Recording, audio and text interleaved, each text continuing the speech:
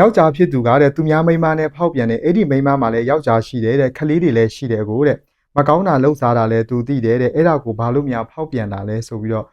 ရင်ဖွင့်ထားတဲ့ညီမတယောက်ရှိပါတယ်ဗျအဓိကကျွန်တော်ပြောချင်တာကပလင်းသူဘူးဆိုးဆိုတဲ့အတိုင်းပဲကျွန်တော်မွေချင်းချေမြင်နဲ့မကောင်းတဲ့အကြည့်ဇာတိတာရှိတဲ့သူအချင်းချင်းစုံပြီးဆိုရင်တို့ကလုံးဝမနေနိုင်တော့ဘူးဗျဒါကြောင့်မို့လို့ကျွန်တော်တို့အိမ်အောင်ရေးပဲဖြစ်ဖြစ်အချစ်ရေးပဲဖြစ်ဖြစ်ကျွန်တော်တို့လူတယောက်နဲ့တယောက်နဲ့ကဘုံကံဆိုတာရှိတယ်ဗျကန်စာသားချင်းမတူလို့ရှိရင်ကွဲချိန်တန်လို့ရှိရင်ကွဲမှာပဲဗျအဲ့တော့ကျွန်တော်ဒီလိုဖောက်ပြန်တတ်တဲ့သူမျိုးအကြည့်ဇာတိတာရှိတဲ့သူဆိုရင်တော့ဘလောက်ပဲကိုကရှင်းနေပါစေကျွန်တော်တို့လက်လှုပ်ဖို့အတွက်လမ်းခွဲဖို့အတွက်ကိုအားပေးပါတယ်။ဘာကြောင့်လဲဆိုတော့ရှေ့ဆက်ပြီးတော့လေတို့ဟာဒီလိုမျိုးစိတ်မျိုးရှိနေတဲ့သူတွေကကျွန်တော်တို့ကိုဘာနဲ့ပဲတားလို့ရမှာမဟုတ်ဘူးဗျ။ဒါကြောင့်မို့လို့ကျွန်တော်တို့အိမ်တော်ရေးတစ်ခုမှာလူတိုင်းအနေနဲ့ကကျွန်တော်တို့အားလုံးကတော့ဖောက်ပြန်ခံရပြီဆိုရင်တော့ဘာလို့လုပ်ရမှမသိဘူးဖြစ်လာတယ်တော့ကိုပဲပြစ်တင်ရမလားဖောက်ပြန်တဲ့သူပဲ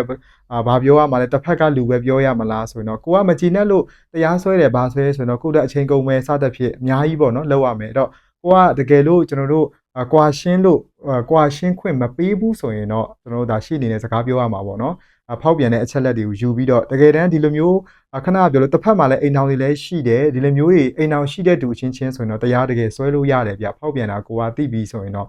အဲ့တော့ကျွန်တော်ခဏပြောလို့ဒီမျိုးစိတ်ရှိတဲ့သူတွေကတော့အများကြီးပဲရှိပါတယ်ဗျအဲ့တော့ဘုံကန်စာသားချင်းမတူတဲ့အခါကြလို့ရှိရင်ကောင်းတာပြုတ်နေတဲ့ကံနဲ့ကျွန်တော်တို့မကောင်းတဲ့သူနဲ့ဟာကျွန်တော်တအိမ်ထဲမှာဘယ်လိုမှအတူတူနေလို့မရဘူးဗျ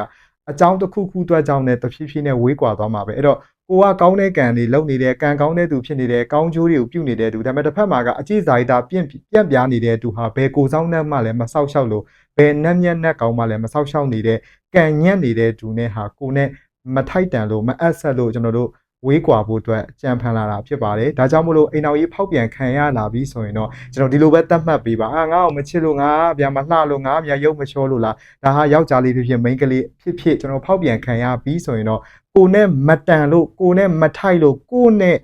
လိုအရေးချင်းရှိတဲ့သူတယောက်နဲ့သူနဲ့မတန်လို့ပဲတတ်မှတ်ပြီးတော့ခေါင်းမော့ပြီးတော့ကျွန်တော်တို့ဒါလှည့်ထွက်ဖို့အတွက်အားပေးပါတယ်အဖောက်ပြန်ခံရလို့ကိုကဟာစားဖြစ်ဝမ်းနေပြီးတော့ကိုကကြံနေရမှာမဟုတ်ဝမ်းနေပြီးတော့ကိုကတောင်းပန်နေရမှာမဟုတ်ဝမ်းနေပြီးတော့မှကိုကသူတို့တွေကိုသွားပြီးချုံမော့နေရမှာမဟုတ်ဘူးဗျတကယ်တော့ကိုကစင်ဘော်ကလူဖောက်ပြန်ခံရတဲ့သူကတကယ်တော့စင်ဘော်ကလူပါကိုမှရွေးချယ်ပိုင်ခွင့်ရှိပါတယ်လုံးဝကိုက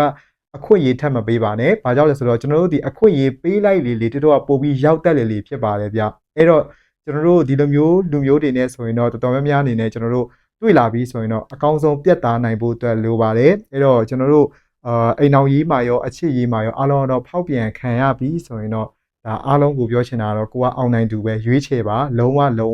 မခွင့်လွတ်တဲ့အရာတွေအများကြီးရှိနေတာတိတိနဲ့ကိုဆက်ပြီးခွင့်လွှတ်ရင်တော့ကိုပဲတက်လုံးခံစားရမှာဖြစ်ပါတယ်။အဲ့တော့ကျွန်တော်ကန်နောက်ဆုံးအနေနဲ့ဘုံကန်ချင်းမတူလို့ကွဲဖို့အတွက်ပါလာပြီးဆိုရင်တော့ဒါကိုလုံးဝလက်ခံပါကိုနဲ့ထိုက်တန်တဲ့သူကိုမြင့်ဘုံကန်စားတာမြင့်တင်ပေးတဲ့သူဆိုတာဘယ်လိုပေါ်လာမှာဖြစ်ပါလဲဗျအဲ့တော့ဖောက်ပြန်မှုကင်းတဲ့အိမ်တော်ရေးချစ်ရှင်တွေပိုင်ဆိုင်နိုင်ကြပါစေလို့ဆုတောင်းပေးပါလေဗျ